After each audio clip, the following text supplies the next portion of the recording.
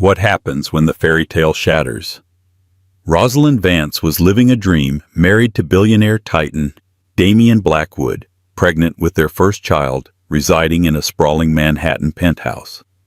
But as she lay in a hospital bed, her life and the life of her unborn baby hanging by a thread after a sudden terrifying collapse, her dream became a nightmare. The one person she needed, her devoted husband, was unreachable. His phone went straight to voicemail. His private jet wasn't en route to his supposed business meeting in Tokyo. It was parked on a sun-drenched tarmac in the Caribbean. And Damian Blackwood was not alone.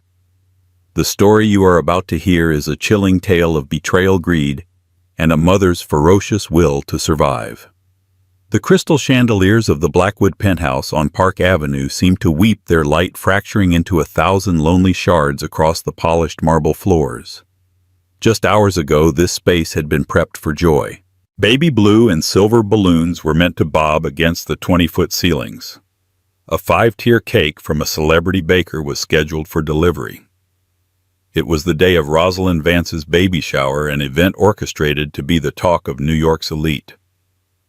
Rosalind, at 8 months pregnant, had felt like the queen of this gilded world.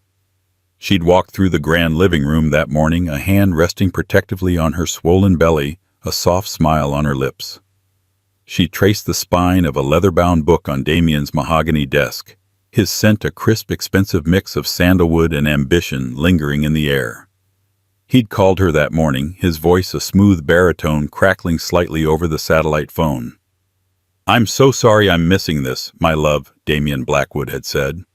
"This Tokyo deal is a monster. Close it and I'm on the first flight home to you and our little man." Rosalind believed him. Why wouldn't she?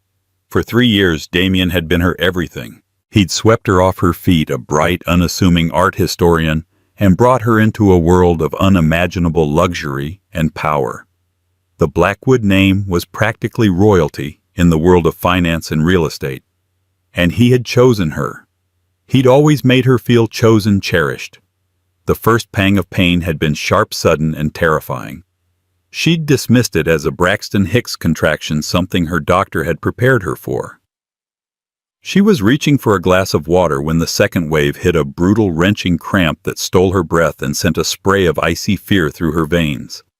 She crumpled to the floor, the plush Aubusson carpet doing little to cushion her fall. Her vision blurred. The last thing she saw before darkness claimed her was her cell phone lying just out of reach on a glass coffee table. It was her brother Nathaniel Nate Hayes who found her. An architect with a thriving but modest firm, Nate was the antithesis of the Blackwood world. He was grounded, fiercely protective, and had always been slightly wary of the speed with which his sister had been absorbed into Damian's universe. He'd arrived an hour early for the shower, a ridiculously oversized teddy bear under his arm, only to be met with an eerie silence. Using the emergency key Rosalind had given him, he'd let himself in, his cheerful, "Rosie, I'm here," dying in his throat at the sight of her unconscious on the floor. Panic, cold, and absolute seized him. The 911 call was a blur of choked words.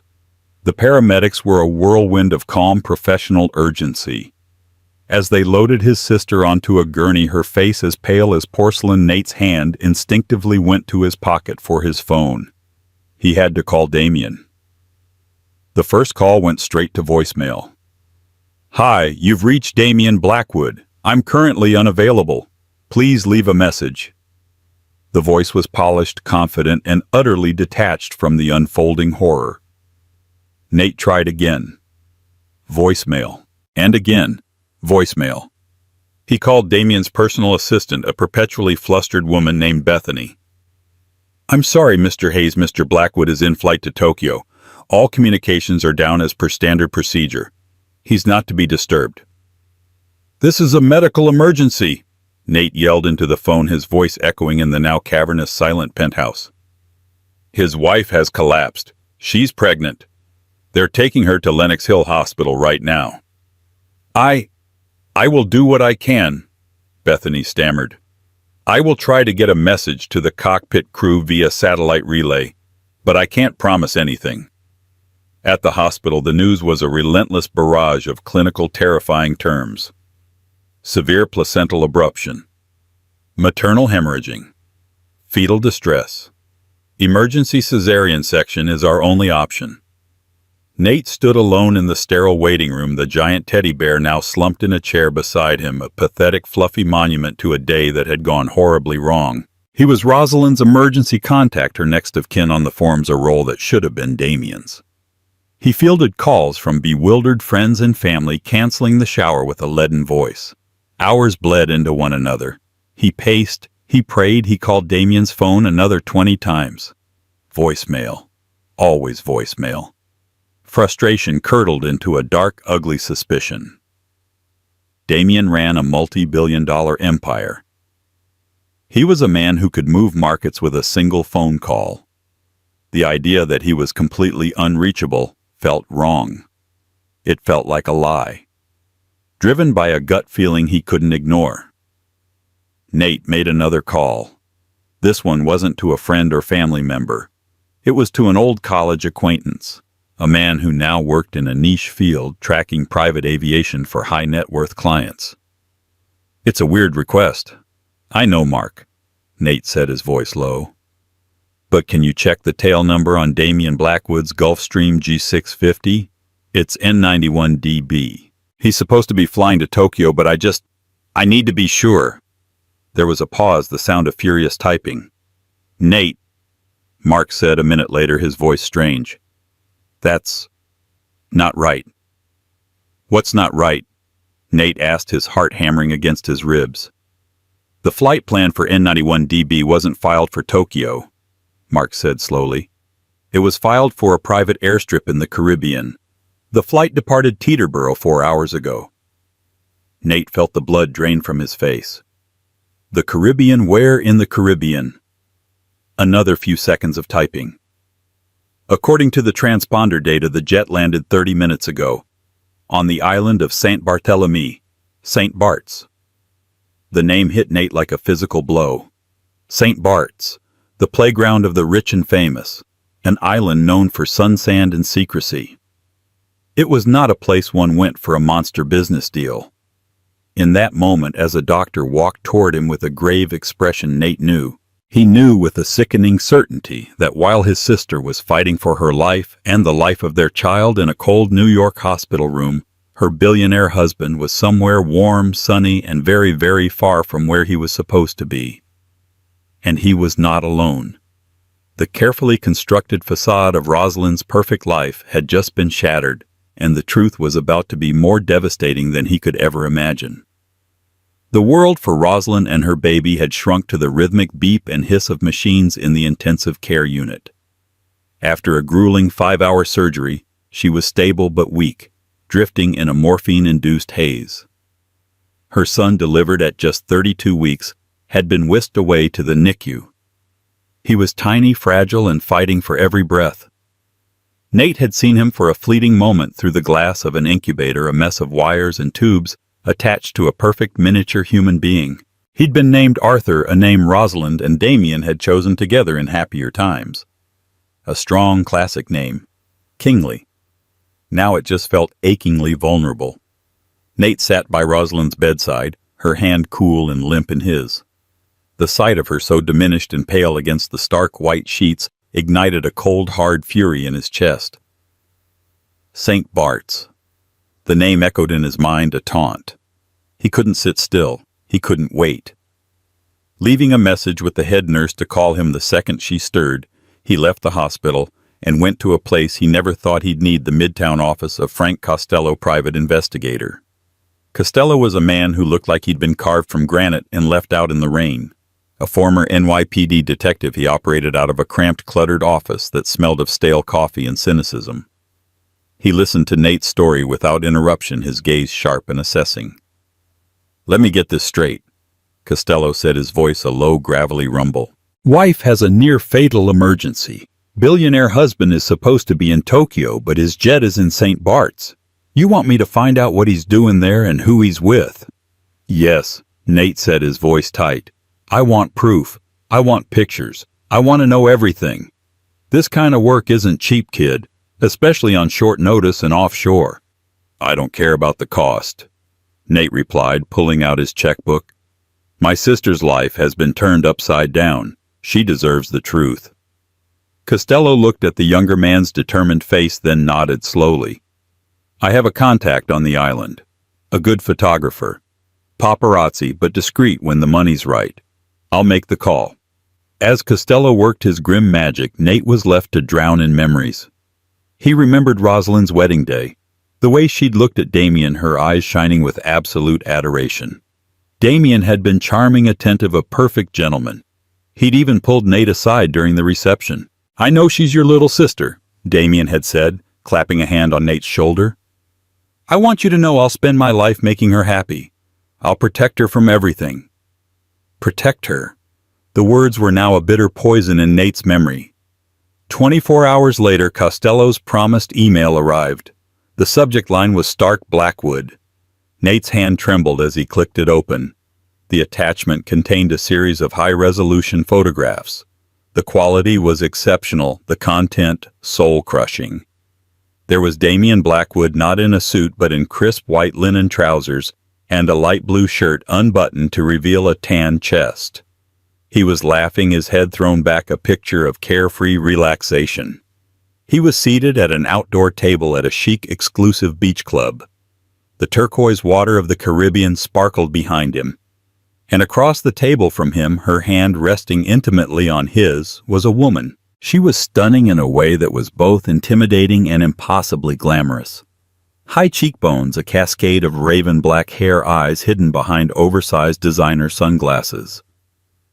She wore a silk sundress that looked like it cost more than Nate's car.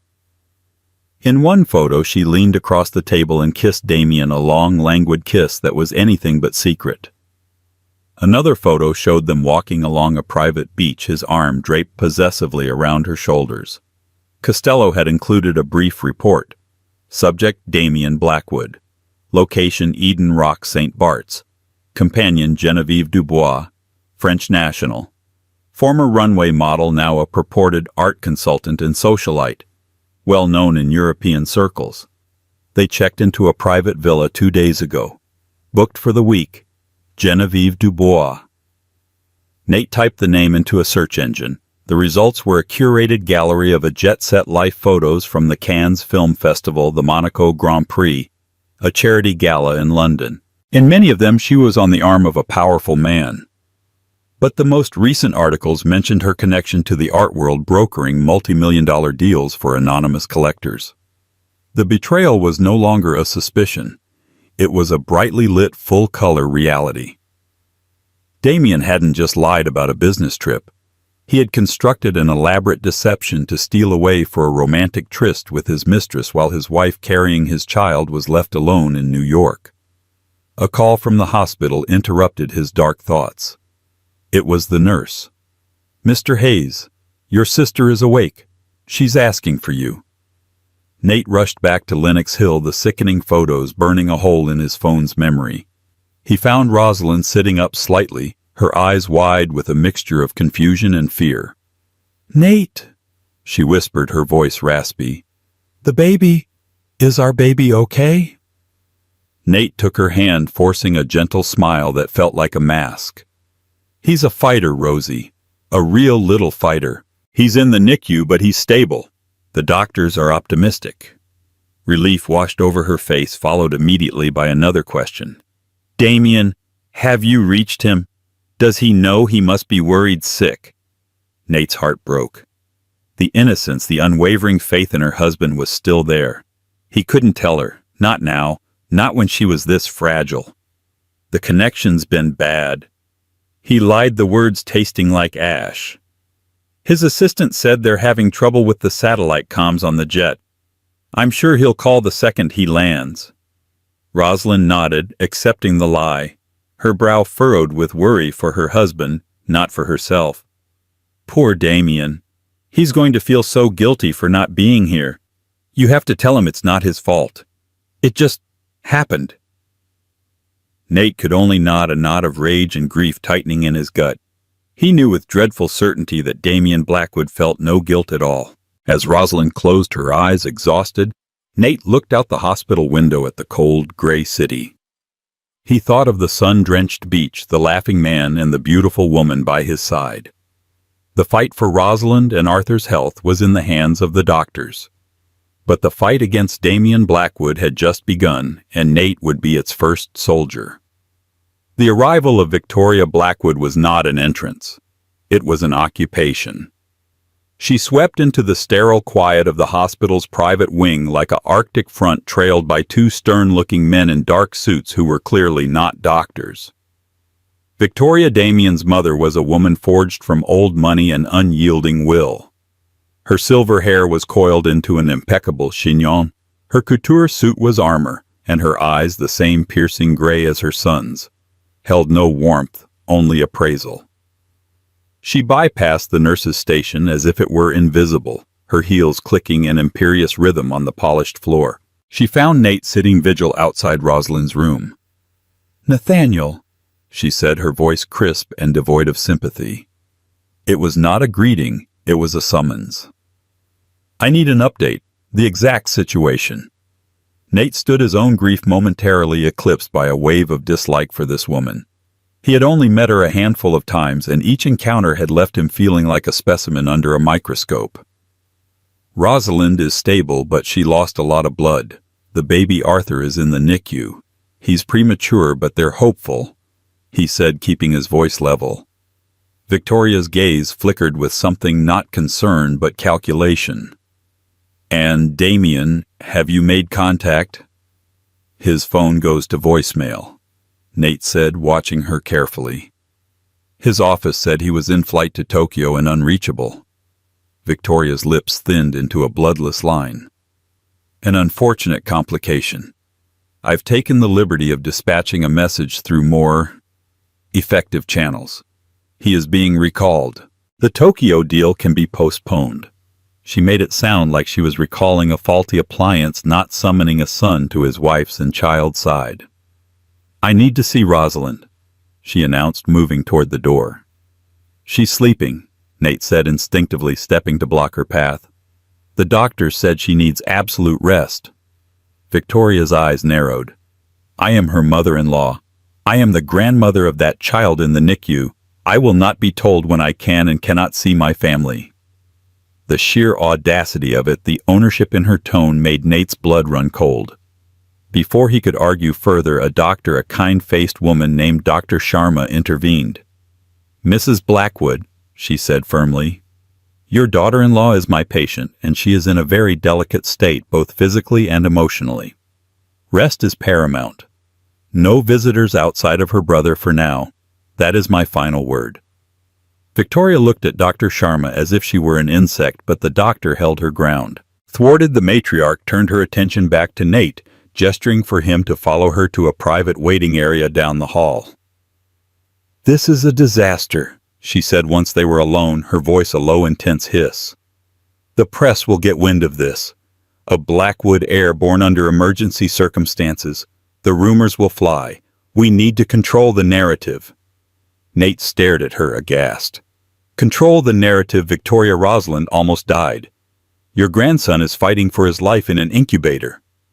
"Do not be naive, Nathaniel," she snapped. "Every family has its crises. The difference is how the Blackwoods handle them. We do not air our laundry in public. We present a united front. When Damien returns, the official story will be that he was in a top-secret negotiation and returned the moment he was notified." "Understood." The lie was so blatant, so self-serving, it took Nate's breath away. He thought of the pictures of Damien and Genevieve Dubois laughing in the sunshine. "And where is he returning from?" Nate asked, his voice dangerously quiet. "This top-secret negotiation, was it in St. Bart's?" The direct hit landed. For a fraction of a second, a flicker of genuine surprise crossed Victoria's face before the mask of icy control slammed back into place. "I don't know what you're talking about," she said, her voice even colder than before. "I do," Nate shot back, his control finally snapping. "I have photos, Victoria, of him, with a woman named Genevieve Dubois. They were at Eden Rock while my sister was bleeding on her penthouse floor." Victoria was silent for a long moment. She walked to the window, looking down at the traffic on the street below. When she turned back, her expression was one of pragmatic ruthlessness. "Men like my son have appetites," she said, as if explaining a simple biological fact. "Genevieve is a dalliance, a meaningless distraction. It's unfortunate that its timing coincided with this medical issue." "A medical issue?" Nate was incredulous. "You're defending him." "I am protecting my family, and my family's legacy," she corrected him. "Rosalind is a Blackwood now. She has a duty. This changes nothing." She paused, her gaze turning sharp as steel. "You should advise her to remember that. And you should also advise her to remember the terms of the agreement she signed before the wedding." "The prenup," Nate said flatly. "Precisely," Victoria confirmed. "Our lawyers are the best in the world. It is, shall we say, ironclad. It stipulates in no uncertain terms that in the event of a dissolution of the marriage, she is entitled to a one-time payment. Generous by any normal standard, but a pittance in our world. She waives all claims to Blackwood assets, properties, and holdings. And more importantly, any hint of infidelity, proven or otherwise, if made public, is considered a breach of a confidentiality clause, rendering the entire agreement null and void. She would walk away with nothing." Nate felt sick. It was a trap, a perfectly legal, brilliantly cruel trap. They had bought his sister, and the price of her freedom was her silence and her poverty. So she's supposed to just accept this, welcome him back with open arms while he has a mistress in the Caribbean. She will do what is necessary to secure her future and the future of her child, Victoria stated.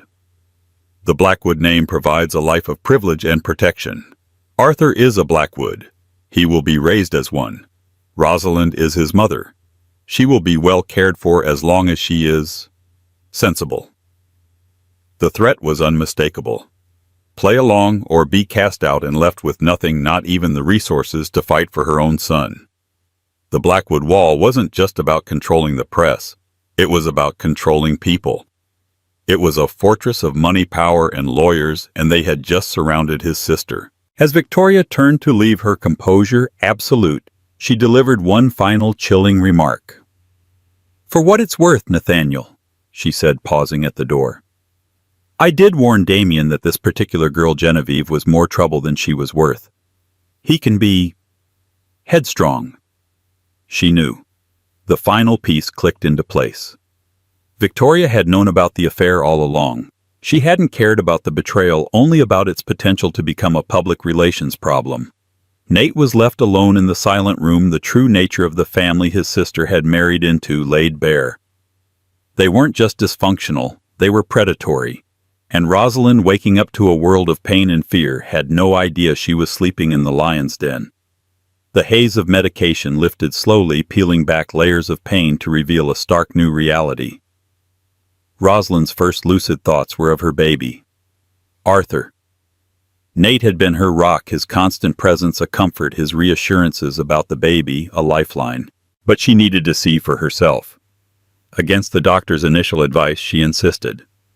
Bundled into a wheelchair, Nate pushing her, they made the solemn journey to the neonatal intensive care unit. The scene inside was a surreal landscape of quiet urgency. The soft chime of monitors, the low hum of ventilators, the hushed voices of nurses. And there, in a clear plastic box, was Arthur. He was so much smaller than she had ever imagined. His skin was translucent, a web of tiny blue veins visible beneath. A feeding tube was taped to his cheek, and monitors tracked every precious breath and heartbeat. Rosalind pressed her hand against the incubator, tears streaming down her face. He was so perfect, so fragile. A wave of love so fierce and primal it stole her breath, washed over her. "He's beautiful," she whispered, her voice thick with emotion. "He's a fighter," Nate said softly, his hand resting on her shoulder. "Just like his mom." The sight of her son, so vulnerable and yet so determined to live, ignited something in Rosalind. The weakness and confusion began to recede, replaced by a crystalline, sharp-edged resolve. She was a mother. his protector. Back in her room, the second part of her new reality had to be faced. "Damien," she said, her voice stronger now. "Tell me the truth, Nate.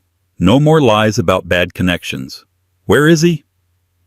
Nate hesitated, his expression pained. He had hoped to shield her for longer, but he saw the new strength in her eyes. She deserved the truth. He sat down, took a deep breath, and told her everything. He told her about the jet to St. Bart's. He told her about Frank Costello, the private investigator. And then, his voice gentle, he showed her the photos on his phone. Rosalind stared at the images, her face a mask of disbelief. The laughing man on the screen was her husband, but it was also a stranger. The casual intimacy with the beautiful raven-haired woman was a physical blow. Each photo was a dagger methodically dismantling the entire foundation of her marriage. The loving phone calls, the promises, the Tokyo deal. It was all a lie. A carefully crafted illusion to cover a sordid, sun-drenched escape. She didn't cry. The tears she'd shed for her son had been born of love and fear. This new emotion was something colder, harder. It was a profound, hollow ache of betrayal that quickly began to burn. "Genevieve Dubois," she said, the name tasting like poison. She handed the phone back to Nate, her hand perfectly steady. "I see." Then Nate delivered the final, crushing blow. He told her about Victoria's visit, about the threats, the demands for silence, and the ironclad prenup designed to leave her penniless and powerless if she dared to expose the truth. "She wants me to be sensible," Rosalind repeated, a bitter, humorless smile touching her lips. "She wants me to welcome him home, play the role of the forgiving wife, and raise my son in this family of vipers. All to protect the Blackwood name." She looked from Nate to the window, her gaze distant.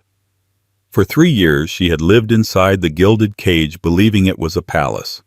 She had willingly clipped her own wings, setting aside her career, her ambitions to be Mrs. Damien Blackwood. She had seen Victoria's coldness and Damien's ruthlessness in business as mere quirks of their powerful world, not as the fundamental truths of their character. Now she saw it all. The woman who had crumpled to the penthouse floor was gone. The naive art historian was a ghost. In her place, a mother was forged in the crucible of betrayal and fear. "They think I'm weak," Rosalind said, her voice low and dangerously calm. "They think they've bought me. They think I'll roll over to protect a lifestyle I now realize is worthless. They've made a mistake. A very big mistake." She turned to Nate, her eyes blazing with a fire he had never seen before. "They threatened to leave me with nothing. Fine. Let them try. But they will not take my son. They will not take my dignity. And they will not get away with this." "What are you going to do?" Nate asked, a sense of awe mixing with his concern. "First," she said, her mind working with startling clarity, "I need a lawyer, not just any lawyer. I need the sharpest, most ruthless divorce attorney in New York City. Someone who isn't afraid of the Blackwood name. Someone who eats people like Victoria for breakfast." She paused, taking a deep, shuddering breath. "Second, tell your investigator, Mr. Costello, to keep digging. I don't want to know just about the affair anymore. I want to know everything. About Genevieve Dubois. About Damien's finances. About every business trip he's taken for the past year. They want to play dirty. We'll show them what dirty really is." "Rosie, are you sure?" Nate asked, worried about the toll this would take on her. "I have never been more sure of anything in my life," she replied, her gaze drifting back towards the direction of the NICU. "I'm not fighting for a settlement anymore, Nate. I'm fighting for my son. I'm fighting for me." That afternoon, Nate made a call. Evelyn Reed was a legend in Manhattan's legal circles. A shark in a Chanel suit, she specialized in taking down powerful men. Her initial response to taking on the Blackwoods was cautious. They were a formidable foe. But then Nate put her on the phone with Rosalind. For 20 minutes, Evelyn listened as Rosalind from her hospital bed laid out the situation with chilling precision and icy determination. She spoke not as a victim, but as a queen whose kingdom had been stolen. When the call was over, Evelyn Reed's voice had a new tone of respect, even excitement. "Mr. Hayes," she said, "tell your sister not to sign anything, not to speak to anyone from the Blackwood family. Tell her to focus on getting well and taking care of her son. I'll handle the rest. This is going to be very, very interesting." The battle lines had been drawn. The Blackwoods, with their wall of money and power, believed they were untouchable, but they had underestimated their opponent. They had not counted on the fury of a woman with nothing left to lose and everything to fight for. While Rosalind focused on her recovery, spending every possible moment by Arthur's incubator, a different kind of war was being waged. Evelyn Reed and Frank Costello formed an unlikely but formidable team. Evelyn, with her legal acumen and network of forensic accountants, attacked the Blackwood empire from the front. Costello, with his shadowy contacts and back-alley methods, tunneled in from below. Costello's investigation into Genevieve Dubois hit a wall at first. Her public persona was impeccable, her digital footprint curated to perfection. She was an enigma wrapped in couture. But Costello had learned long ago that everyone has a past. He started digging not into Genevieve, but into Damien's finances following the money. The business trips were the key. Tokyo, Zurich, Dubai, Cayman Islands. For each trip, there were massive multi-million-dollar wire transfers from a subsidiary of Blackwood Industries, but the receiving accounts weren't corporate partners. They were shell corporations with innocuous names like Aegean Holdings and Alpine Ventures, registered in impenetrable offshore jurisdictions. This is where Evelyn Reed's team took over. Her forensic accountants, modern-day digital bloodhounds, began to untangle the web. It was a classic embezzlement scheme, but on a breathtaking scale. Damien Blackwood was systematically draining money from his own family's company. "He's not just cheating on his wife," Evelyn explained to Nate during a tense meeting in her office. "He's cheating on his entire family. He's building a nest egg, a massive one. We're talking upwards of $100 million that we can trace so far." The twist came when they finally cracked the ownership of one of the shell corporations. It wasn't registered to Damien. The sole director and beneficiary of Aegean Holdings was listed as one Genevieve Dubois. The picture snapped into terrifying focus. This wasn't just an affair. It was a conspiracy. Genevieve wasn't a dalliance, or a distraction, as Victoria had so dismissively called her. She was Damien's business partner in the systematic looting of his own company. The art consultant persona was the perfect cover explaining her international travel and access to the world of high finance. "She's not his mistress," Rosalind said from her hospital room when Nate updated her. She had been discharged but refused to go home to the penthouse, instead taking a suite near the hospital to be close to Arthur. "She's his accomplice." The revelation changed the legal landscape entirely. This was no longer a simple, albeit high-stakes divorce. This was corporate fraud, embezzlement, and conspiracy. The ironclad prenup with its cruel infidelity clause had a fatal flaw. It was predicated on a legitimate marriage. Evelyn Reed argued that the entire marriage was fraudulent, a cover for Damien's criminal enterprise with his partner Genevieve. The prenup could be nullified. While Evelyn prepared her legal bombshells, Costello kept digging into Genevieve's past, convinced there was more to the story. Why would a man like Damien, who already had everything, risk it all? Greed was one thing, but this felt personal. Costello pulled old immigration records, school yearbooks, and birth certificates from France, cross-referencing them with the sparse details he had. He found it in a dusty, digitized archive of a small-town newspaper from outside Lyon, France. An old article from 25 years ago about a local tragedy. A promising boutique investment firm, Dubois Capital, had gone bankrupt after a hostile takeover by a ruthless American conglomerate, Blackwood Industries, led by a young, aggressive Alistair Blackwood, Damien's father. The founder of the French firm, a man named Luc Dubois, had lost everything. His reputation was ruined, his family destitute. A few months later, he took his own life. He left behind a wife and a 15-year-old daughter. The daughter's name was not Genevieve. It was Juliet. Juliette Dubois. Costello found a grainy class photo from that year. A serious-looking teenage girl with dark hair and piercing, intelligent eyes stared back at him. He ran facial recognition software comparing it to modern photos of Genevieve Dubois. It was a 98% match. Genevieve Dubois was Juliette Dubois. The entire affair, the embezzlement, the conspiracy. It wasn't about love or even simple greed. It was a long, patient, brilliantly executed revenge plot. Juliette now, Genevieve had spent decades crafting a new identity, working her way into the circles of power, all with one goal: to get close to the son of the man who had destroyed her father, and to dismantle the Blackwood empire from the inside out, just as Alistair Blackwood had done to her family. Damien wasn't her partner, he was her pawn, a vain, arrogant, and easily manipulated tool for her vengeance. My God, Nate breathed when Costello laid out the timeline.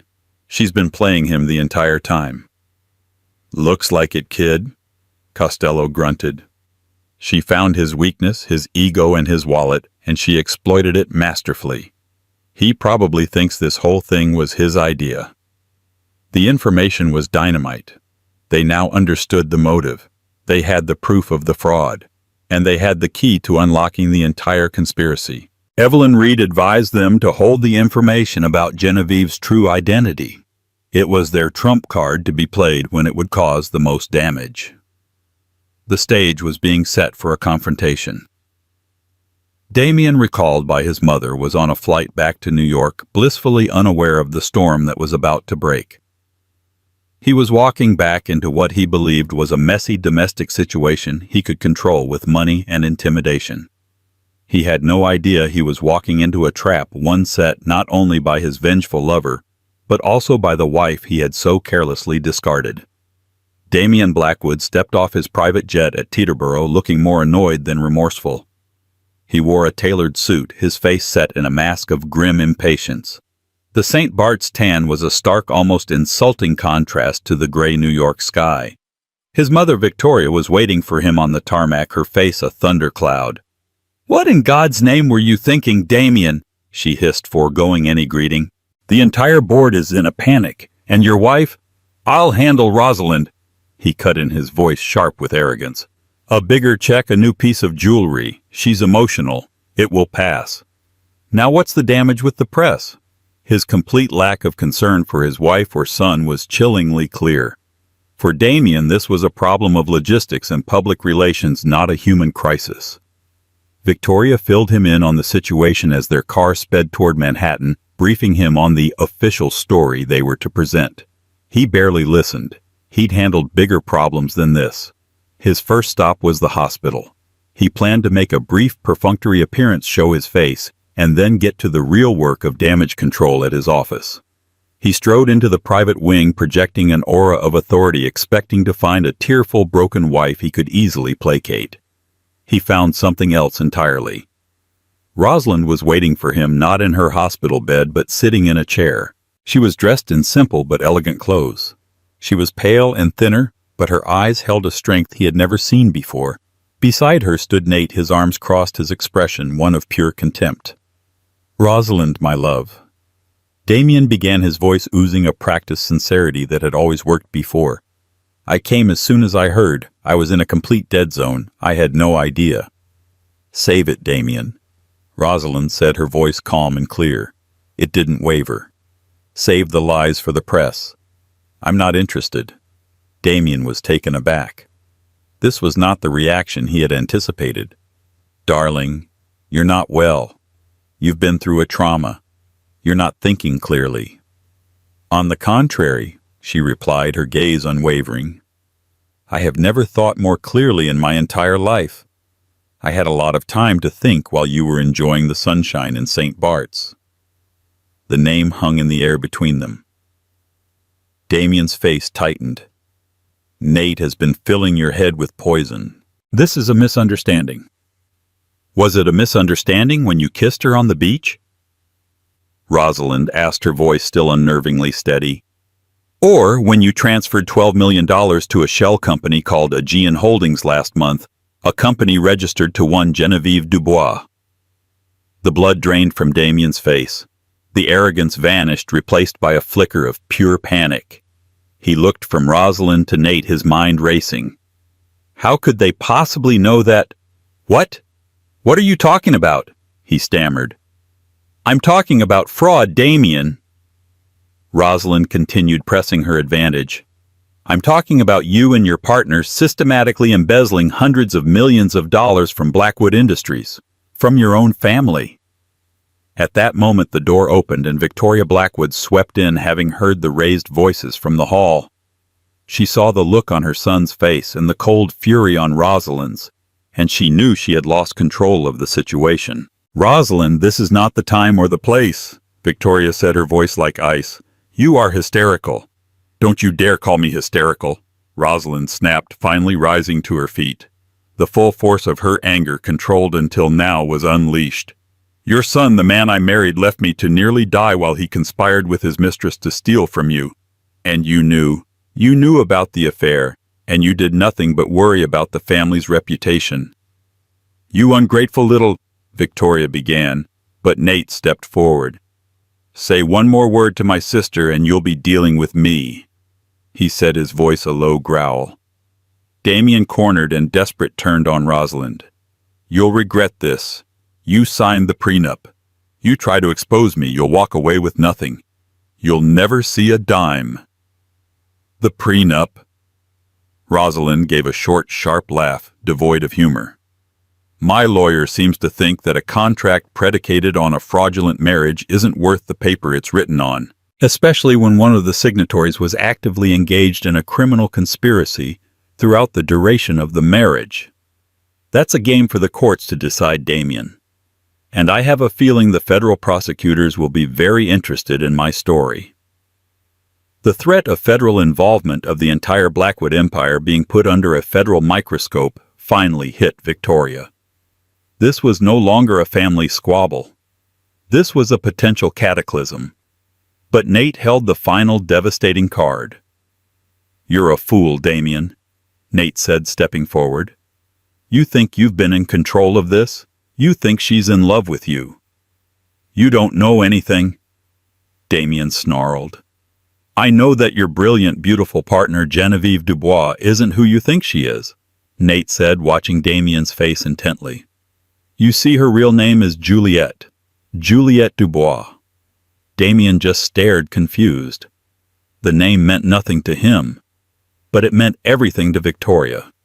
Her face went ashen. She visibly staggered back a step, one hand flying to her throat. She remembered the name. She remembered the hostile takeover. She remembered the ruined man, Alistair's vanquished foe from decades ago.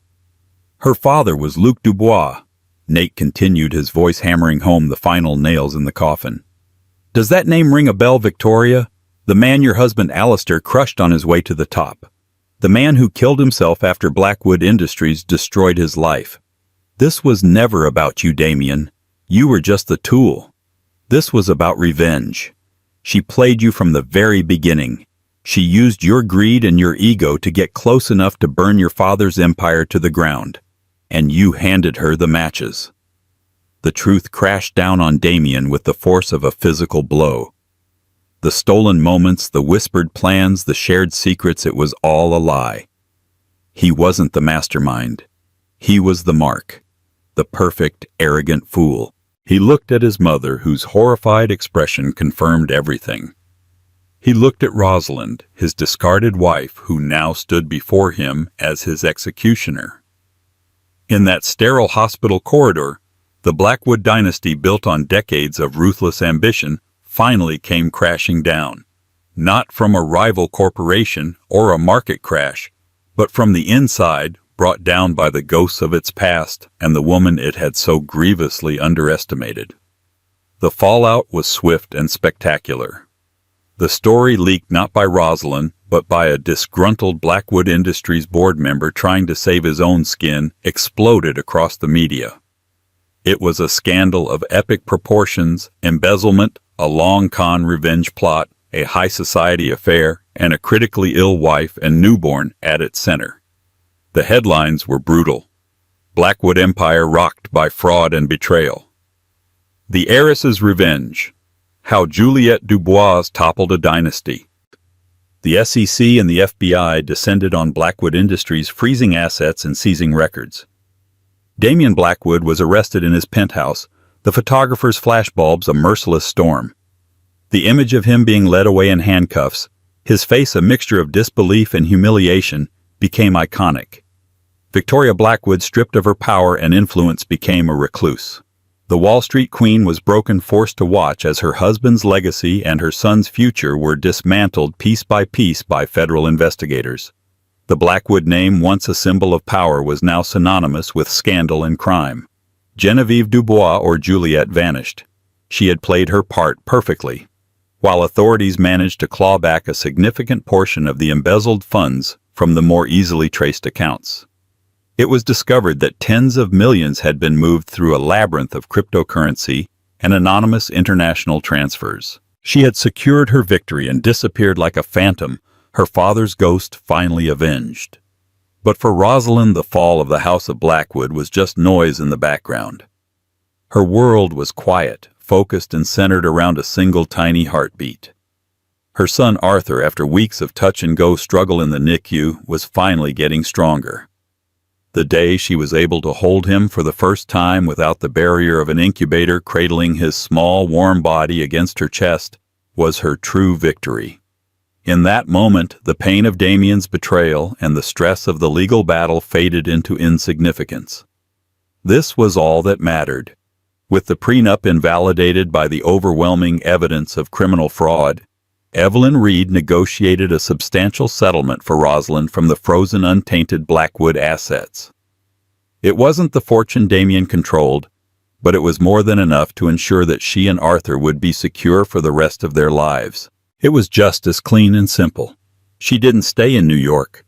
The city was too full of ghosts and painful memories. With Nate's help, she bought a beautiful sunlit house on the coast of California, far from the shadows of Park Avenue. It was a home filled not with marble and chandeliers, but with light, warmth, and the sound of the ocean. Her life was no longer defined by a powerful man or a famous name. It was defined by her own strength, her resilience, and her immeasurable love for her son. She started painting again, her art historian background, finding a new outlet. Her canvases were bold and vibrant, full of life and color. One afternoon, as Arthur, now a healthy, giggling 1-year-old, crawled across a blanket in their sun-drenched living room, Nate watched his sister. The pale, fragile woman from the hospital was gone forever. In her place was a woman who had walked through fire and emerged not burned but forged. "Are you happy, Rosie?"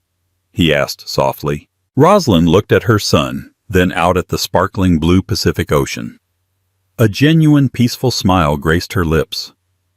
"I'm free," she said. "And for the first time in a very long time, that's more than enough." She had lost a fairy tale, but she had found herself. And in the quiet, steady rhythm of her new life, she was finally building a future that was truly her own, one masterpiece at a time. Rosalind's story is a harrowing reminder that the most beautiful facades can hide the darkest secrets. It's a tale of devastating betrayal, but more importantly, it's a testament to the incredible power of a mother's will and the resilience of the human spirit. She was pushed to the absolute brink, only to discover a strength she never knew she possessed. Her journey from a billionaire's wife to a self-made survivor is an inspiration to anyone who has ever had to rebuild their life from the ashes. What did you think of Rosalind's incredible fight for justice? Let us know in the comments below. The glittering chandeliers of the Grand Oak Ballroom reflected in Victoria Sterling's champagne flute, but the sparkle couldn't reach the icy dread coiling in her stomach. Tonight was supposed to be a celebration of her husband Richard's latest triumph, a merger that would solidify his empire. But as Richard took the stage, his hand wasn't reaching for hers. It was entwined with a woman whose smile was as polished as the marble floors, a woman he introduced not as a colleague, not as a friend, but with 3 words that shattered Victoria's world: "My new wife." Little did he know while he was rewriting their life story, she was about to erase his name from every asset he owned. Victoria Sterling had long been the epitome of quiet elegance, a woman who moved through the gilded circles of New York high society with an understated grace that many mistook for fragility. She was the perfect wife for a man like Richard Sterling, a real estate magnate whose ambition was as towering as the skyscrapers that bore his name. Theirs was a life curated for magazine spreads, a sprawling penthouse on Park Avenue with panoramic views of Central Park summers in the Hamptons, and a collection of art that could rival a small museum. To the outside world, they were a power couple, a testament to having it all. But Victoria knew the truth. Their life, once a vibrant tapestry of shared dreams and passionate nights, had faded into a carefully orchestrated performance. The laughter no longer reached Richard's eyes, and his touch, when it came, felt more like a formality than an act of affection. She had first noticed the change about a year ago. It was subtle at first. Late nights at the office he claimed were due to a demanding new project, a sudden obsession with his phone that he'd angle away from her, the faint unfamiliar scent of perfume on his collar that he'd brush off as a chance encounter with an overzealous client. Victoria, ever the pragmatist, had tried to address it. She suggested counseling, a vacation, anything to bridge the chasm that was silently growing between them. Richard had dismissed her concerns with a wave of his hand, attributing her worries to pregnancy hormones. Yes, Victoria was pregnant. 7 months along with the child they had both so desperately wanted, a child she had thought would be the glue to mend the cracks in their marriage. Now the gentle kicks in her womb felt less like a promise of new life and more like a countdown to an impending storm. Tonight was the annual Sterling Enterprises Gala, a lavish affair to celebrate the successful merger with a rival firm. It was the culmination of a year of relentless work for Richard, a deal that would cement his legacy.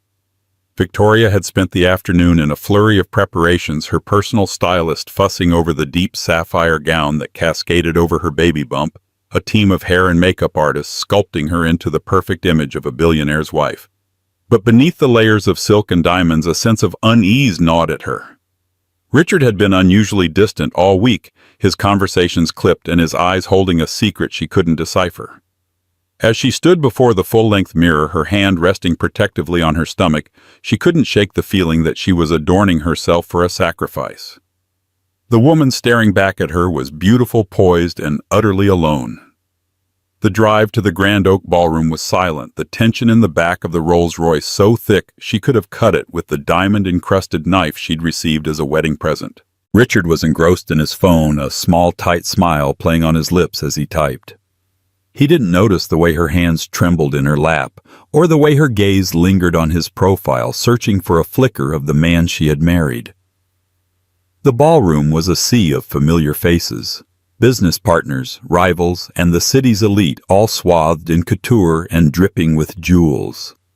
The air buzzed with a mixture of genuine admiration and thinly veiled envy for the man of the hour. As they entered, a wave of photographers descended upon them, their flashes like a barrage of tiny explosions. Richard, ever the showman, pulled her closer, his arm a possessive weight around her shoulders, a smile plastered on his face for the cameras. It was a well-rehearsed pose, one they had perfected over the years. But tonight it felt like a betrayal. Throughout the cocktail hour, Victoria played her part with an Oscar-worthy performance. She smiled, she mingled, she accepted congratulations on Richard's success and well wishes for their impending arrival. But her eyes kept drifting back to Richard, who was holding court at the center of the room. He was in his element, a king in his castle, and she was just another one of his prized possessions on display. It was during dinner that the first tremor of the earthquake to come made itself felt. Victoria was seated at the head table, a carefully curated collection of the city's most influential figures. The conversation was a predictable blend of market trends and summer travel plans. She was picking at her deconstructed Caesar salad when a woman approached their table. She was stunning in that overtly sensual way that was the antithesis of Victoria's classic beauty. Her dress was a fiery red, clinging to a figure that was all curves and confidence. Her dark hair was styled in loose cascading waves, and her eyes, the color of warm whiskey, were fixed on Richard. "Richard, darling," she purred, her voice a low, seductive drawl that seemed to silence the surrounding chatter. Victoria watched as Richard's face, which had been a mask of cool professionalism, broke into a genuine, unguarded smile. It was a smile she hadn't seen directed at her in years. "Isabella," he said, his voice laced with an intimacy that sent a fresh wave of ice through Victoria's veins. He stood, his hand lingering at the small of Isabella's back as he introduced her to the table. "Everyone, this is Isabella Rossi, our new head of international marketing. She was instrumental in the final stages of the merger." Isabella's eyes swept over the table, her gaze briefly flicking to Victoria's baby bump before meeting her eyes. There was a flicker of something in their depths, triumph, pity, or perhaps a mixture of both. "It's a pleasure to finally meet you all," she said, her smile never quite reaching her eyes. Victoria's own smile felt frozen on her face. She extended a hand, her voice a cool, steady tone that betrayed none of the turmoil raging within her. "Welcome to the team, Ms. Rossi." The rest of the dinner passed in a blur.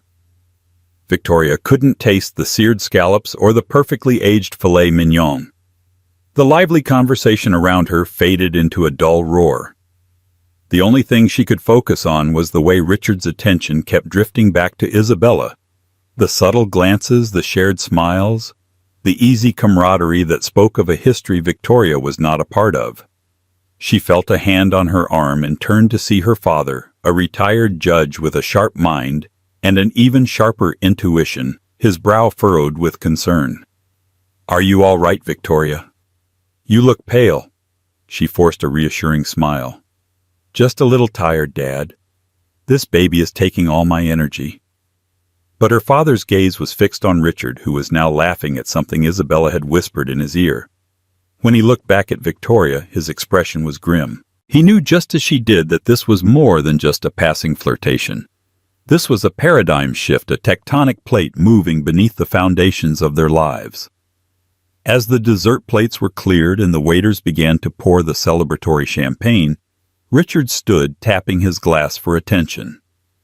The room fell silent, all eyes on the man at the podium.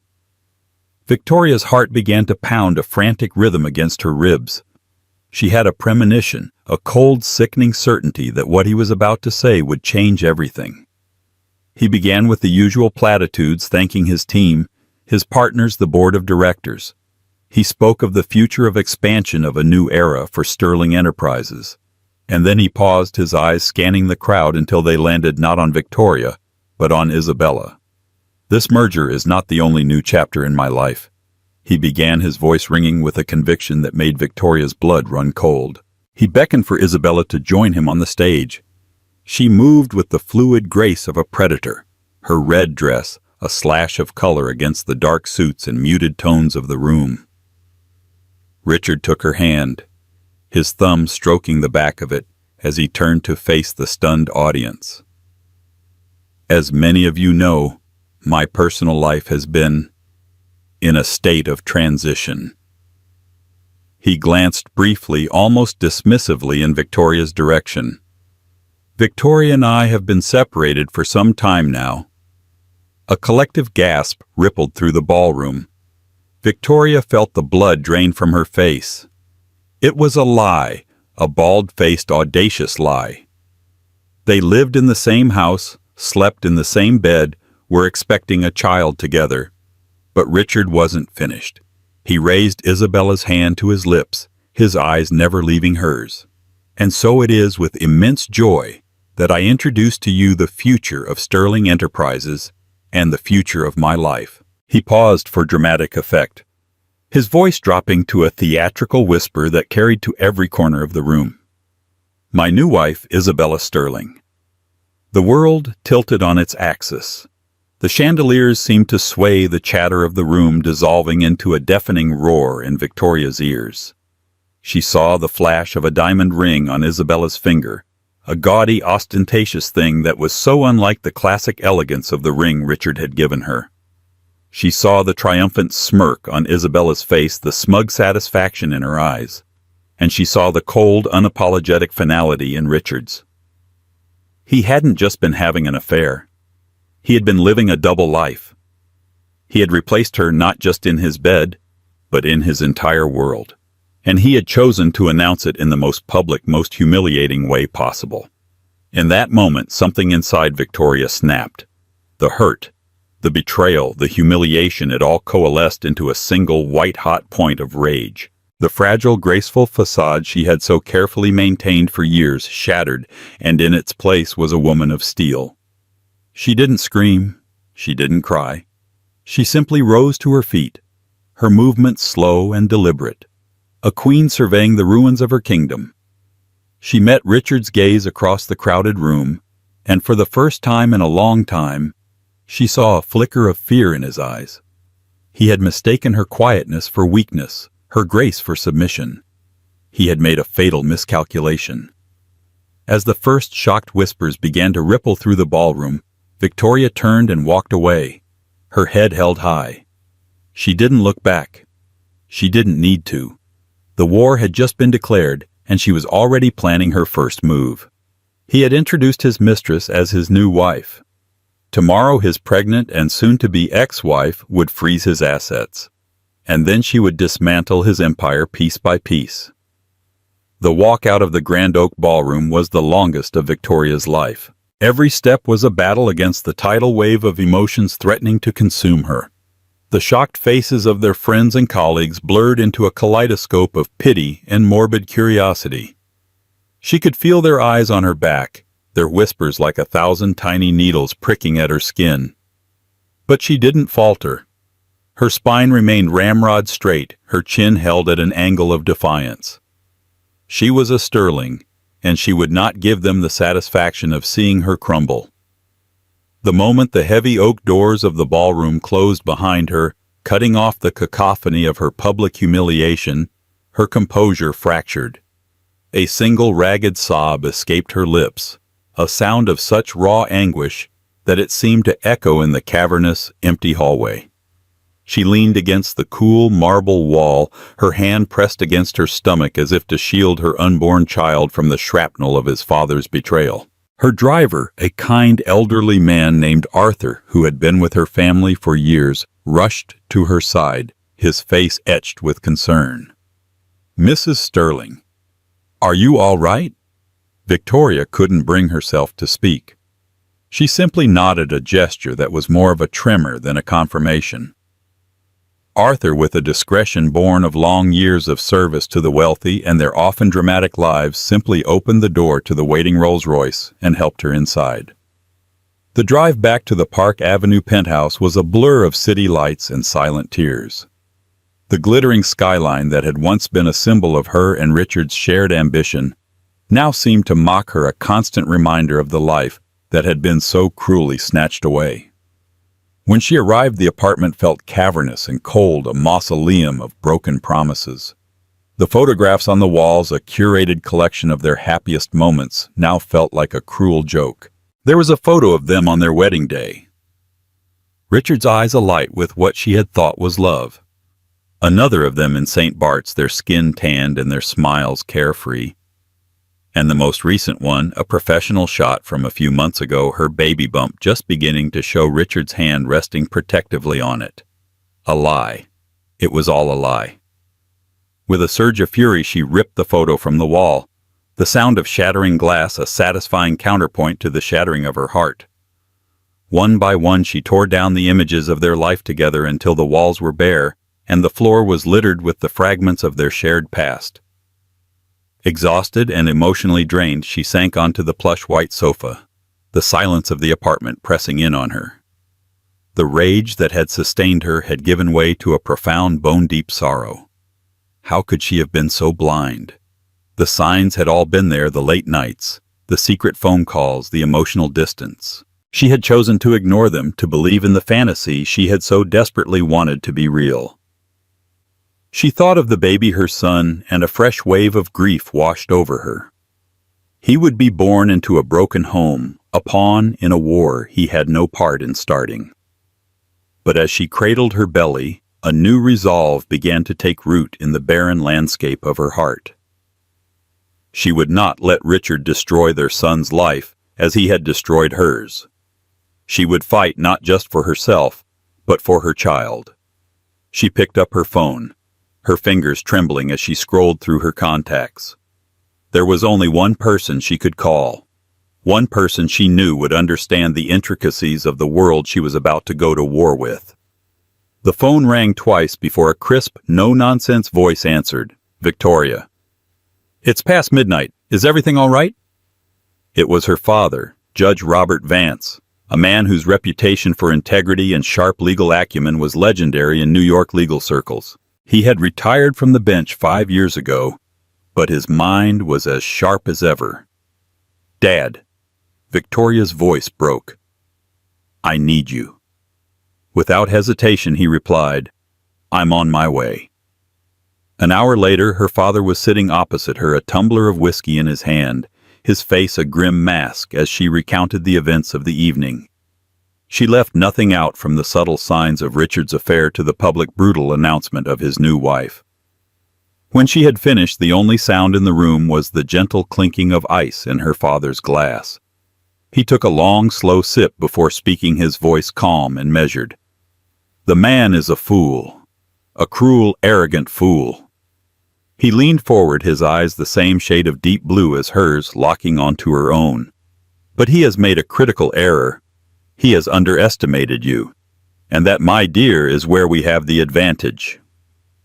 He set his glass down on the polished mahogany coffee table, the sound a sharp, decisive rap.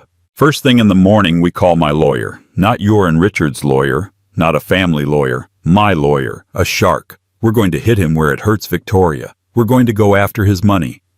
A flicker of the old Victoria, the woman who had once been a sharp, ambitious corporate lawyer herself before giving it up to be Richard's wife, sparked in her eyes. But how all our assets are in joint accounts in trusts. He has a team of the best financial advisors in the country. Her father smiled, a cold, predatory smile that she had seen him use on the bench to intimidate cocky young lawyers. He may have a team of advisors, but we have something better. We have the truth, and we have the element of surprise. He stood and began to pace the room, his mind already working, formulating a strategy. He's arrogant. He believes he's untouchable. He won't be expecting a fight. He'll be expecting you to fall apart, to retreat, to negotiate a quiet, dignified divorce. We will do none of those things. He stopped in front of her, his hand resting on her shoulder. We will be ruthless. We will be relentless. And we will win. For the first time since she had walked out of that ballroom, Victoria felt a glimmer of hope. She was not alone in this fight. She had her father, a man who had never lost a battle in his life. And she had a new, steely resolve. Richard had started a war. She was going to finish it. The next morning, Victoria woke with a sense of purpose she hadn't felt in years. The grief was still there, a dull ache in her chest, but it was now overlaid with a cold, clear anger. She dressed not in one of her usual flowing feminine dresses, but in a sharply tailored pantsuit, the kind she used to wear when she was a lawyer. It was a suit of armor, a statement of intent. She met her father in his study, a room lined with leather-bound law books and filled with the scent of old paper and wood smoke. Standing beside him was a woman in her late 40s, her hair cut in a severe, no-nonsense bob, her eyes sharp and intelligent. Victoria, this is Evelyn Reed, her father said, the best divorce lawyer in New York, and for the next few months your new best friend. Evelyn Reed shook her hand, her grip firm and her gaze direct. Mrs. Sterling, I've read the prenuptial agreement you sent over last night. It's comprehensive. Victoria nodded. The prenup had been Richard's idea, a standard precaution for a man of his wealth. She had signed it without a second thought, blinded by love and the belief that it would never be anything more than a piece of paper in a file. It is, Victoria agreed, but it was signed under the assumption of a faithful and honest marriage. Richard has violated both of those conditions. Evelyn's lips curved into a faint smile. Indeed, he has, and his very public, very humiliating declaration of a new marriage, while still legally married to you, and with you carrying his child, is a gift. A very, very expensive gift. She opened her briefcase and pulled out a stack of documents. We need to move quickly before he has a chance to hide his assets. We'll file for an immediate injunction, a temporary restraining order that will freeze all joint accounts, trust, and credit lines. We'll also put a lien on all his properties, both personal and commercial. Victoria's eyes widened. Is that possible? It is when you have a husband who has so flagrantly and publicly committed adultery and emotional distress. Evelyn said, her voice laced with the confidence of a woman who knew she was at the top of her game. We'll argue that he is a flight risk, that he may try to move his assets offshore to protect them from the divorce settlement. Given his impulsive behavior, it's not an unreasonable argument. She slid a document across the table to Victoria. This is the petition. I need you to read it carefully and then sign it. Victoria picked up the pen, her hand steady. She read through the legal jargon, the cold, formal language, a stark contrast to the hot, messy emotions of the past 24 hours. But as she read, she felt a sense of power. She was no longer a victim. She was a woman taking control of her life. She signed her name with a firm, decisive stroke. Good, Evelyn said, taking the document back. I'll have this filed within the hour. By lunchtime, Richard Sterling will find himself a very rich man with no access to his money. A small, grim smile touched Victoria's lips. The war had begun, and she had just fired the first shot. The news of the injunction hit Richard Sterling like a physical blow.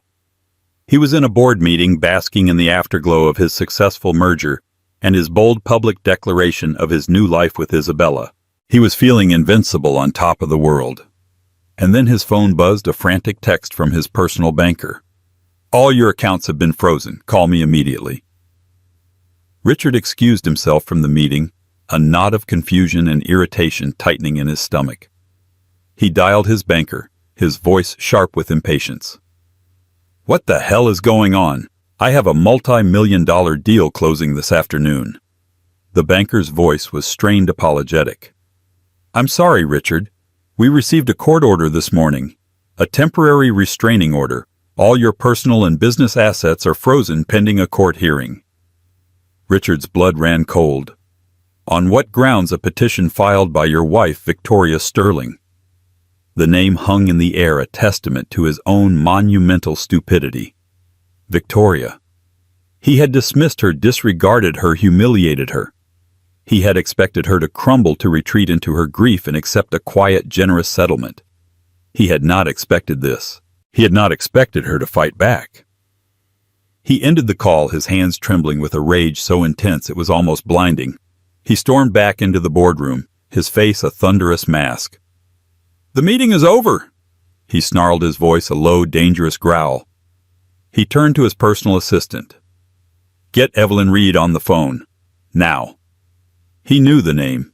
Evelyn Reed was a shark, a pit bull in a designer suit. The fact that Victoria had hired her was a clear declaration of war. He spent the next hour on the phone with his own team of lawyers, their voices a panicked chorus of disbelief and damage control. The injunction was ironclad. Victoria had timed it perfectly, hitting him at his most vulnerable right after his public display of arrogance. The judge, no doubt influenced by Victoria's father's reputation and the sheer audacity of Richard's actions, had granted the order without hesitation. He was, for all intents and purposes, a billionaire with no cash. His credit cards were declined. His lines of credit were suspended. The deal he was supposed to close that afternoon was now in jeopardy. His fury, which had been a simmering volcano, finally erupted. He swept his arm across his mahogany desk, sending a cascade of papers, a laptop, and a half-empty coffee cup crashing to the floor.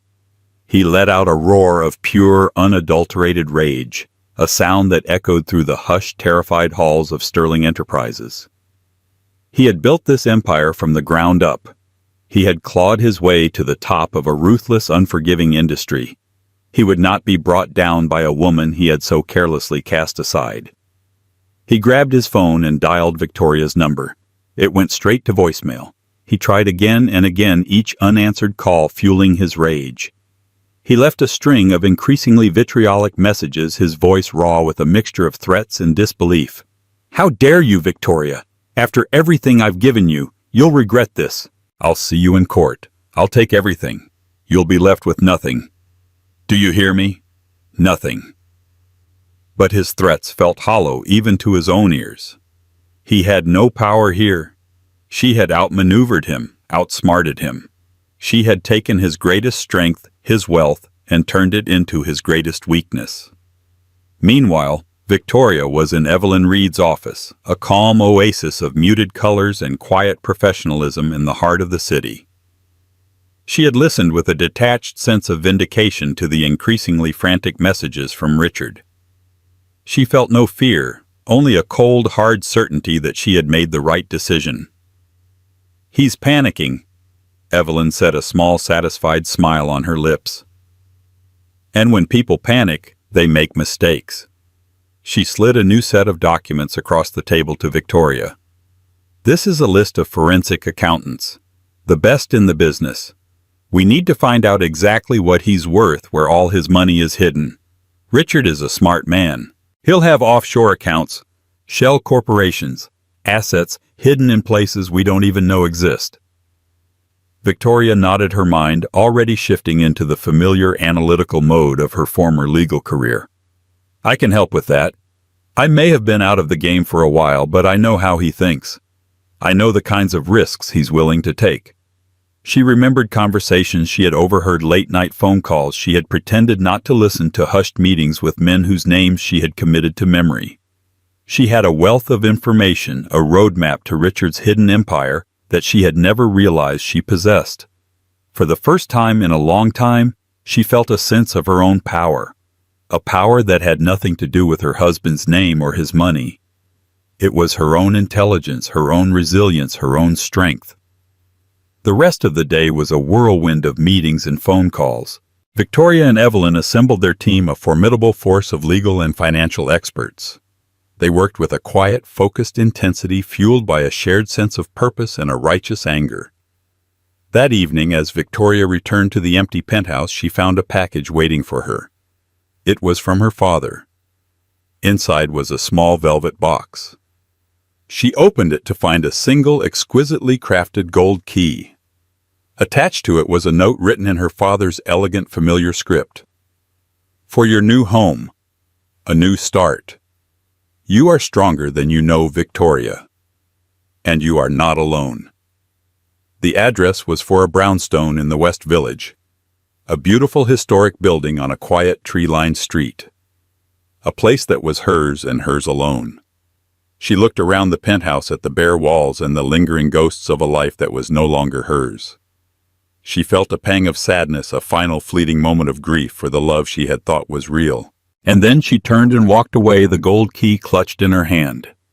She was not just freezing his assets. She was freezing him out of her life. She was starting over, and she was ready for whatever came next. The fury of Richard was just beginning, but so was her own quiet, unyielding strength. The first court hearing was a spectacle. The media, having caught wind of the salacious details of the Sterling divorce, had descended upon the courthouse in a frenzy. The story had all the elements of a blockbuster drama: a billionaire tycoon, a scorned pregnant wife, and a beautiful, ambitious mistress. Victoria, flanked by her father and Evelyn Reed, moved through the throng of reporters with a quiet dignity that was in stark contrast to Richard's barely concealed rage. He arrived with Isabella on his arm, a move that was clearly intended to be a show of defiance but which only served to make him look arrogant and foolish in the eyes of the judge. The courtroom was tense, the air thick with animosity. Victoria avoided looking at Richard, focusing instead on the calm, steady presence of her father beside her. She could feel Richard's eyes on her, a burning glare of anger and betrayal. But she refused to give him the satisfaction of a reaction. Evelyn Reed was brilliant. She laid out their case with a cool, methodical precision, presenting the evidence of Richard's public humiliation of Victoria, his flagrant adultery, and the potential for him to hide his assets. She painted a picture of a man who was reckless, impulsive, and untrustworthy. Richard's lawyer, a high-priced corporate attorney who was clearly out of his depth in the messy world of divorce court, blustered and objected, but his arguments were weak and unconvincing. The judge, a stern, no-nonsense woman with a reputation for being tough on arrogant husbands, was clearly not impressed. She upheld the injunction, extending it for another 30 days. She also granted Victoria exclusive use of the Park Avenue penthouse, a move that sent a fresh wave of fury across Richard's face. And in a final crushing blow, she ordered Richard to pay Victoria's legal fees and a substantial monthly sum for living expenses. Richard stormed out of the courtroom, his face a mask of thunderous rage. Isabella, her own face pale and strained, hurried after him. Victoria watched them go, a small grim sense of satisfaction settling in her heart. It was a small victory, but it was a victory nonetheless. In the weeks that followed, Victoria and her team of forensic accountants began the painstaking process of unraveling Richard's complex financial empire. It was a labyrinth of shell corporations, offshore accounts, and cleverly hidden assets. But Victoria had been a better student of her husband's business dealings than he had ever realized. She remembered names he had mentioned in passing, fragments of conversations she had overheard, details she had filed away in the back of her mind without even realizing it. She worked tirelessly, poring over documents, following money trails, connecting dots that no one else could see. And as she dug deeper, she began to uncover a pattern of deception that went far beyond infidelity. Richard hadn't just been cheating on her. He had been cheating his partners, his investors, and the IRS. He had been skimming profits, laundering money, and engaging in a host of illegal activities that could not only destroy his business, but could also land him in prison. The revelation was a shock, but it also solidified her resolve. This was no longer just about a divorce. It was about justice. It was about exposing Richard for the corrupt, amoral man he truly was. One evening, as she was working late in her new West Village brownstone, a place that was quickly becoming her sanctuary, her private investigator called. He had been looking into Isabella Rossi's background, and he had found something interesting. Isabella Rossi is not her real name, he said, his voice low and conspiratorial. Her name is Isabella Delgado, and she has a history, a long history of attaching herself to wealthy, powerful men and then disappearing with a sizable chunk of their fortunes. He sent Victoria a file, a collection of articles, police reports, and court documents. It was a sordid tale of seduction, betrayal, and financial ruin. Isabella was a professional, a black widow who had left a trail of broken men and empty bank accounts in her wake. Victoria's blood ran cold. Richard hadn't just been having an affair with a beautiful, ambitious woman. He had been ensnared by a predator, a con artist who was likely playing a long game of her own. A new terrifying thought occurred to her. Was Isabella working alone? Or was she part of a larger scheme? Was Richard a victim in all of this as well as a perpetrator? The question hung in the air, a chilling possibility that changed the entire dynamic of the game. Victoria realized that this was no longer a two-player battle. There was a third player, a shadowy figure whose motives and endgame were a complete mystery. She looked at the file on her computer screen, at the smiling, beautiful face of Isabella Delgado, and for the first time she felt a flicker of something akin to pity for her husband. He had been a fool, a cruel, arrogant fool. But he had also been a pawn in a much more dangerous game than he had ever imagined. And Victoria, in her quest for justice, had just stumbled into the middle of it. The stakes had just been raised, and the danger was no longer just financial. It was personal. And it was deadly. The next day, Victoria received a package. There was no return address. Inside, nestled in a bed of tissue paper, was a single perfect white rose, and a note written in elegant looping script. "Be careful, Victoria. You're not the only one who wants to see Richard Sterling fall." The message was clear. She had an anonymous ally, someone who was watching from the shadows, someone who knew more about Richard and Isabella than she did. But who was it? A disgruntled business partner, a former victim of Isabella's, or someone else entirely? The mystery deepened, and the danger intensified. Victoria knew that she was walking a tightrope with Richard's rage on one side and a shadowy, unknown entity on the other. But she also knew that she couldn't back down. She had come too far. She had to see this through, not just for herself and her son, but for all the other people Richard and Isabella had harmed. She placed the white rose in a vase on her desk, a symbol of the strange, dangerous alliance she had unwittingly formed. The game was afoot, and she was ready to play. She was no longer just a scorned wife seeking revenge. She was a woman on a mission, a warrior fighting for truth and justice in a world of lies and deceit. And she would not rest until she had uncovered the whole ugly truth, no matter the cost. The single white rose sat on Victoria's desk, a beautiful but unsettling symbol. Its cryptic message, "Be careful, Victoria, you're not the only one who wants to see Richard Sterling fall," was a constant reminder that she was navigating a battlefield with more players than she could see. This was no longer just a divorce. It was a conspiracy, and she was caught in the middle, uncertain of who was friend or foe. Her days became a disciplined routine of war room strategy sessions with Evelyn Reed and the forensic accountants. The woman who once planned galas now hunted for ghost corporations in offshore tax havens. Immersed in financial statements and legal documents, Victoria felt a dormant part of herself reawaken the sharp, analytical mind of the corporate lawyer she had been before marrying Richard. She was rediscovering her own strength, a power independent of the Sterling name. While Victoria grew stronger, Richard was crumbling. The asset freeze had him in a chokehold, his business bleeding investors and his reputation in ruins. The strain was also fraying Isabella. Monitored by Victoria's investigator, the triumphant mistress had morphed into a tense, nervous figure, the pressure clearly mounting. They were trapped animals, and Victoria knew trapped animals were dangerous, but also predictable. The breakthrough came on a rainy Tuesday afternoon in the form of a plain manila envelope with no return address. Inside was a single USB drive. No note, no rose, just a small black rectangle that promised answers. Her instincts, which had become her most trusted guide, told her this was a pivotal moment. She inserted the drive into her laptop, her heart pounding. A single password-protected folder appeared. On a hunch, she typed a name, Delgado.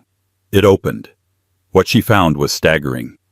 The drive contained a meticulously compiled dossier on Isabella Rossi, whose real name was Isabella Delgado.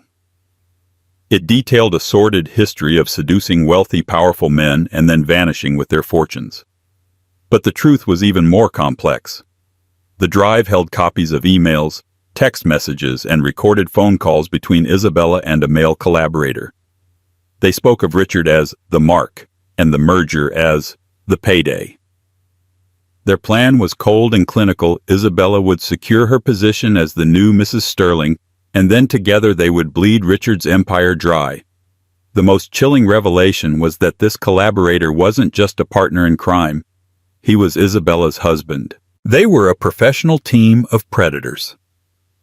As Victoria scrolled through the damning evidence, a familiar name in an email made her blood run cold. It was the name of the man who had been Richard's closest friend and business partner for over a decade, a man who had offered Victoria his deepest sympathies on the night of the gala. It was Marcus Thorne. The entire conspiracy snapped into place with sickening clarity. Marcus, eaten away by a secret jealousy of Richard's success, was the mastermind. He had fed Isabella the inside information needed to ensnare Richard. He had orchestrated the entire affair to shatter Richard personally and professionally. The white rose, the anonymous tips, it had all come from Marcus. He had been using Victoria as his own unwitting weapon, expecting her to be a predictable, grief-stricken wife whose legal actions would perfectly serve his own vengeful plot. He had made the same mistake Richard had. He had profoundly underestimated her. Leaning back, her mind reeling, Victoria saw the full chessboard. This was never just about Richard's infidelity. It was a multi-layered betrayal, and she had been cast as a pawn. But pawns, she thought with a surge of cold fury, can become queens. She would not be an instrument of Marcus Thorne's revenge. She would be the agent of his and Isabella's downfall. She picked up the phone, her hand steady and her purpose clear.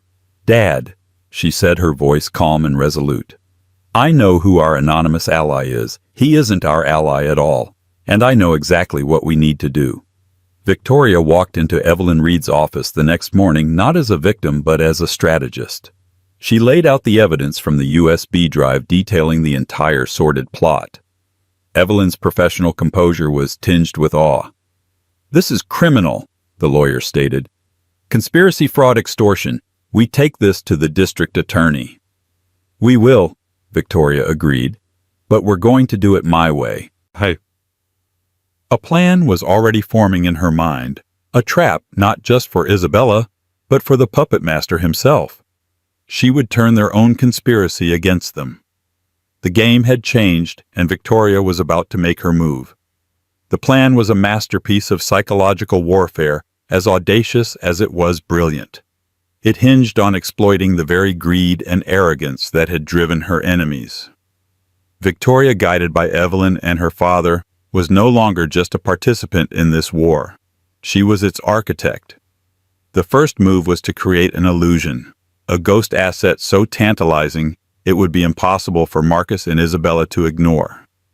Through a trusted media contact, a story was carefully leaked. It whispered of a secret offshore holding company in the Bahamas, an untouched reserve of Richard's wealth worth hundreds of millions, which he was now preparing to liquidate in his desperation. The asset was a complete fabrication, a phantom born in the strategy sessions in Evelyn Reed's office, but it was crafted to seem utterly real. As anticipated, the story ignited a firestorm in the financial world, and more importantly, landed squarely in the laps of Marcus Thorne and Isabella Rossi. Victoria's private investigator confirmed their frenzied reaction. They were circling the bait. To force their hand, Evelyn filed a new motion in court. It was a bold legal maneuver seeking to have Richard declared financially incompetent due to his erratic behavior and the undue influence of Isabella. The motion requested a court-appointed trustee to seize control of all sterling assets to protect them. This was a direct threat to Marcus and Isabella's endgame. If a trustee stepped in, their phantom prize in the Bahamas would vanish into a legal quagmire. The clock was ticking. They had to make their move now. The trap was set. The call Victoria had been waiting for came on a stormy Thursday night. It was Richard, his voice stripped of its usual bravado, replaced by a raw, desperate edge. "Victoria, we need to talk," he began, the words strained. "It's about Isabella, about everything." Victoria's heart hammered against her ribs, but her voice was a steady, cool line in the storm. "I'm listening." He stumbled through a panicked story. Isabella had presented him with a lifeline, a way to get his money out and escape. She told him of the Bahamian company, a forgotten asset, and claimed she had a private investor ready to buy it for cash, no questions asked. Richard, desperate to reclaim any semblance of control, had almost agreed. But a sliver of doubt, a flicker of his old business acumen, had stopped him. He finally saw the predatory glint in Isabella's eyes for what it was. "I think she's playing me, Victoria," he whispered, his voice cracking with the admission. "I think she's been playing me all along." This was the critical moment. "She is Richard," Victoria said, her voice softening with an unexpected wave of pity. "And she's not working alone. She laid out the entire conspiracy for him, Isabella's real identity, Marcus Thorne's deep-seated betrayal, the cold, calculated plan to utterly destroy him." A long, choked silence hung on the line, the sound of a man's world completely shattering. "What do I do?" he finally asked, his voice barely audible. "You do exactly what I tell you," she commanded, her tone now firm, authoritative. "You play your part. And for once, Richard, you trust me." The final act was staged at a discreet high-end club in Midtown, a bastion of old money and whispered deals. Richard, wearing a wire provided by the district attorney's office, was to meet Isabella and her investor to sign away the phantom company. Victoria was stationed in a surveillance van a block away, her eyes glued to the monitors that showed the drama unfolding, detectives from the NYPD's white-collar crime unit flanking her. She watched Richard enter, his performance as a broken, desperate man unnervingly convincing. Isabella, a vision in crimson, greeted him with a kiss that was pure venom. And then the investor arrived. It was Marcus Thorne striding in with the unshakable confidence of a man who believes he has already won. The three of them sat, the air thick with deceit. Victoria listened, her breath held as Richard played his role to perfection, feigning hesitation and doubt, drawing his enemies deeper into the web. Finally, Marcus's patience wore thin. He dropped the pretense, his voice dripping with venomous pride, as he boasted of his master plan of how he had orchestrated Richard's ruin from the start, mocking his friend's blindness and arrogance. Isabella joined in her contempt, palpable as she recounted her methods of manipulation. It was a full, damning confession broadcast directly to the detectives in the van. With the confession recorded, Victoria gave the signal. Just as Marcus slid the final document across the table for Richard's signature, the doors to the private room burst open. "NYPD," the detectives announced, their badges held high. "Marcus Thorne, Isabella Delgado, you are under arrest." The transformation on their faces was instantaneous and absolute. The smug triumph curdled into sheer primal terror. As they were led away in handcuffs, their expensive clothes suddenly looking like cheap costumes, Marcus's eyes locked onto a security camera. In that moment, he knew. He hadn't been defeated by Richard. He had been comprehensively outplayed and destroyed by the woman he had fatally underestimated. Victoria leaned back in her chair in the van, a long, slow breath of victory escaping her lips. It was over. It was. She had won. Stepping out into the cool city night, she felt a profound sense of release. She had faced the architects of her misery, and using her own intellect and courage, had brought their world crashing down. She was Victoria Vance Sterling, and she was finally indisputably free.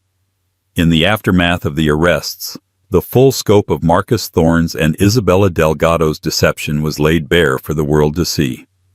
The story dominated the news cycle for weeks, a salacious tale of greed, betrayal, and high society intrigue. The trial was a media circus, with every detail of the conspiracy dissected and analyzed in excruciating detail. Marcus and Isabella, faced with the overwhelming evidence against them, including their own recorded confessions, had no choice but to plead guilty. They were sentenced to lengthy prison terms, their glamorous lives reduced to the stark, sterile reality of a prison cell. For Richard, the reckoning was of a different kind. He had been a victim, but he was not an innocent one. His arrogance, his infidelity, his cruelty towards Victoria had all been the catalyst for his own downfall. He had lost his company, his reputation, and the respect of everyone who had ever mattered to him. The injunction on his assets was eventually lifted, but what remained was a fraction of his former fortune. He was a rich man, but he was no longer a king. He was humbled, broken, a man forced to confront the wreckage of his own making. He and Victoria finalized their divorce quietly, without the drama and acrimony that had defined the beginning of their separation. In the end, there was nothing left to fight over. On the day the divorce was finalized, Richard asked to see her one last time. They met in a small, neutral cafe a world away from the glamorous restaurants and exclusive clubs they had once frequented. He looked older, tired. The arrogance that had once been his defining characteristic was gone, replaced by a quiet, profound sadness. "I'm sorry, Victoria," he said, his voice raw with a sincerity she had never heard from him before. "For everything. For my cruelty. For my foolishness. For not appreciating the incredible woman I had by my side." He looked down at his hands, at the faint tan line where his wedding ring used to be. "You were always too good for me. I see that now." Victoria listened, a strange sense of peace settling over her. The anger, the bitterness, it had all dissipated, leaving behind a clean, quiet space.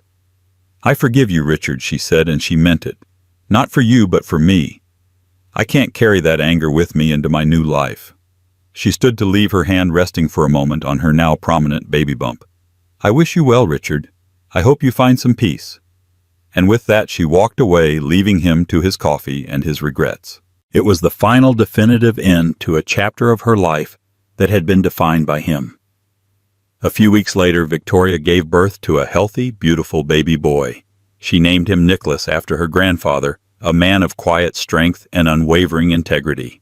She held him in her arms, his tiny fingers wrapped around hers, and felt a love so fierce, so profound, it eclipsed everything that had come before. He was her future, her hope, her reason for everything. She raised him in the West Village brownstone, a home filled with love, laughter, and the scent of baking bread, rather than the cold, sterile perfection of the Park Avenue penthouse. Her father was a constant doting presence, a proud grandfather who delighted in spoiling his grandson. Victoria did not return to the world of corporate law. She had found a new calling. She used a portion of her divorce settlement to start a foundation, a nonprofit organization dedicated to providing legal and financial assistance to women who were victims of financial abuse and fraud. She became a champion for the voiceless, a warrior for the vulnerable. She used her own experience, her own hard-won wisdom to help other women reclaim their lives, their power, their sense of self. She was no longer Victoria Sterling, the billionaire's wife. She was Victoria Vance, a mother, a philanthropist, a woman who had taken the shattered pieces of her life and rebuilt them into something stronger, more beautiful, and infinitely more meaningful. One sunny afternoon, as she was pushing Nicholas in his stroller through Central Park, she saw a familiar figure in the distance. It was Richard sitting alone on a park bench throwing breadcrumbs to the pigeons. He looked up and saw her, and for a moment, their eyes met across the green expanse of the park. He gave her a small, sad smile, a silent acknowledgement of all that had been lost and all that had been found. Victoria smiled back, a genuine, radiant smile of a woman who was at peace with her past and excited about her future.